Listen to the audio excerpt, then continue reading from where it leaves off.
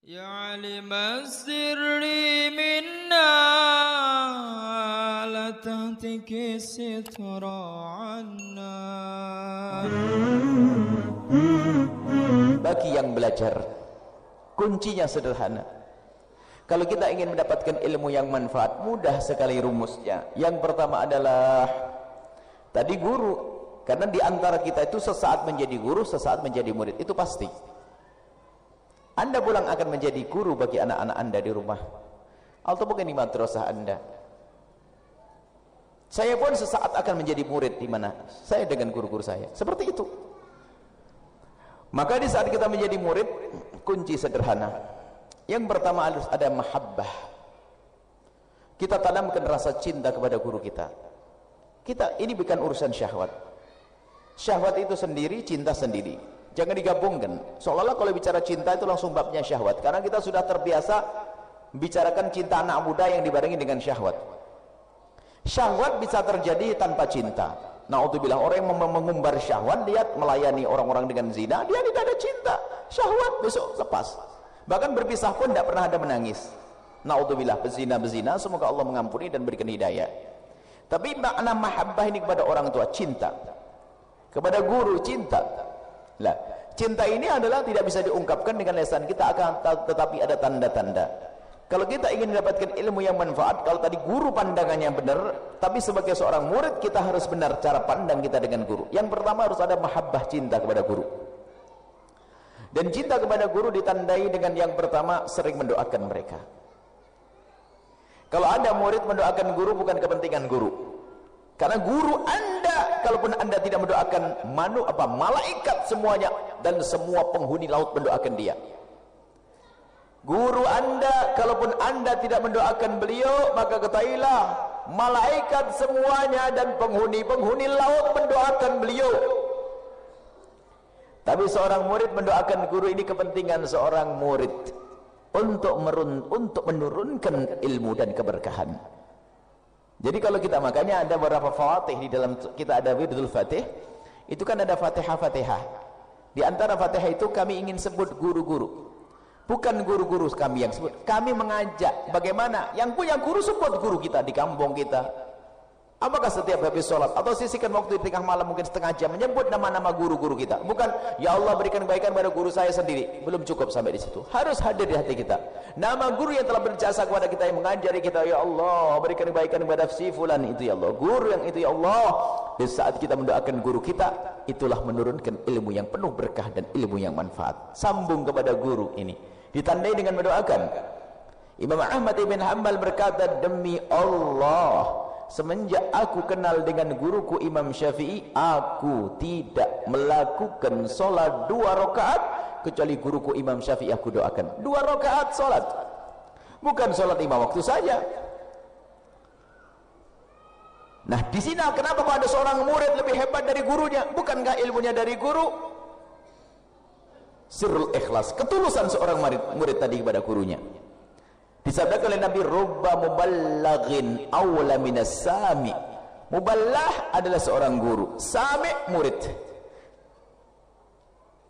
Rubba muballahin awla minas sami. Muballah adalah murid, sami guru. Sami mendengar dari Nabi, muballah mendengar dari orang yang mendengar dari Nabi.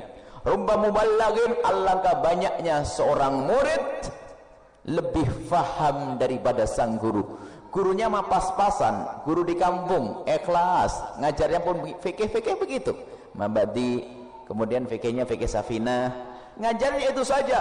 Cuman karena muridnya sangat tulus kepada gurunya, Allah akan berikan ilmu sehingga dia menjadi orang lebih alim daripada sang guru. Nah ini kuncinya di situ. Gurunya punya ilmu 5, murid bisa punya ilmu 10 karena ketulusan hati. Di sinilah yang perlu dihadirkan. Dan kemanfaat ada sifatnya zahir dan batin. Batin yang menjadikan kita khusyuk. Jadi untuk berguru yang pertama harus ada mahabbah dengan guru, yaitu ditandai kita mendoakan, doakan. Guru kita mendoakan guru itu penting. Kepentingan kita, bukan kepentingan sang guru. Jangan salah.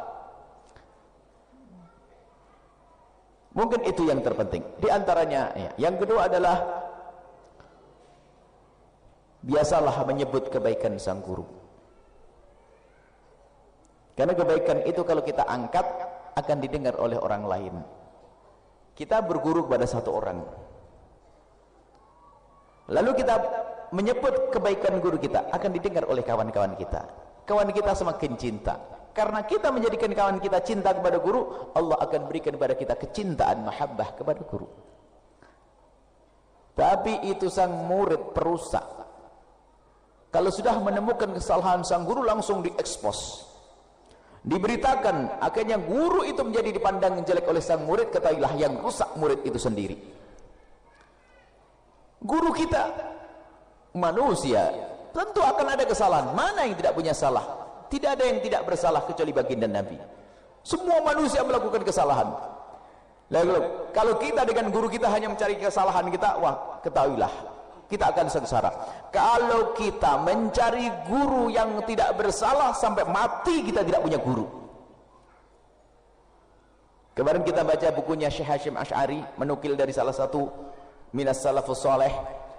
Orang dulu itu, murid dulu itu kalau mau berangkat belajar itu sambil bersedekah.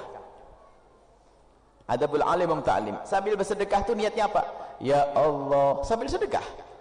Tutuplah kekurangan guruku dari mataku ya Allah. Takut akan kurang cintaku kepadanya ya Allah. Baik gitu. Coba baca kemarin di Ramadan kita baca begitu. Sambil sedekah minta ya Allah, tutuplah kekurangan guruku dari mataku ya Allah. Dan murid kalau mencari kesalahan guru berarti dia telah memangkas kemanfaatan ilmu. Jadi ini asbada dalam hal ini. Kadang diuji oleh prasangka. Maka yang kedua adalah jangan berprasangka. Sebutlah kebaikan guru dan jangan sebut kejelekannya. Kalau kita mengetahui kejelekannya, tanda tinja kita, ya Allah ampuni dia. Dan kejelekan itu macam-macam. Ada kejelekan pribadi sebagai manusia, tapi ada kejelekan yang disebarkan. Itu bukan guru lagi. Ngajari maksiat, guru ngajari maksiat. Yuk nonton film kotor bareng-bareng, wah bukan guru itu. Mungkin seorang guru melakukan maksiat yang sifatnya sendiri. Manusia, dia bisa bersalah. Tapi mungkin di malam hari dia menangis, tapi kita sebagai seorang murid lihat, memohonkan ampun, ya Allah ampuni guruku. Mungkin dia bermaksiat tapi dia telah mengajariku kebaikan, ya Allah. Lah ini. Jadi mahabbah itu ditandai, cinta kepada guru ditandai dengan mendoakan. Yang kedua menyebut kebaikannya, jangan biasa menyebut kejelekannya. Makanya kami itu sedih di akhir-akhir ini dengan munculnya media sosial yang namanya YouTube. Menfitnah ulama-ulama, lihat. Menjelek-jelekan ulama, kadang itu fitnah, tidak pernah terjadi. Ada seorang ulama dikatakan karena urusan dengan perempuan, urusan ini, itu fitnah.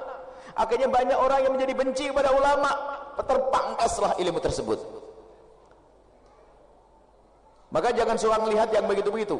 Kalau ada video-video berkomentar tentang ustaz atau ulama, tutup saja sudah. Menjelek-jelekan ulama, naudzubillah. Menjelekkan para habaib waktu itu, menjelekkan ulama, wah ini sudah ngerusak hati kita. Makanya pengen kita tidak usah ngelihat YouTube aja deh. Ngaji aja langsung begini pakai YouTube-YouTubean ya. Nah. Kalau kita melalui media sosial pun harus ada aturannya. Kita harus tahu siapa guru yang akan kita dengar. Baik, mahabbah ditandai dengan kita sering mendoakan, yang kedua menyebut kebaikan dan yang jangan menyebut kejelekannya. Yang ketiga, awas jangan biasa prasangka buruk dengan guru.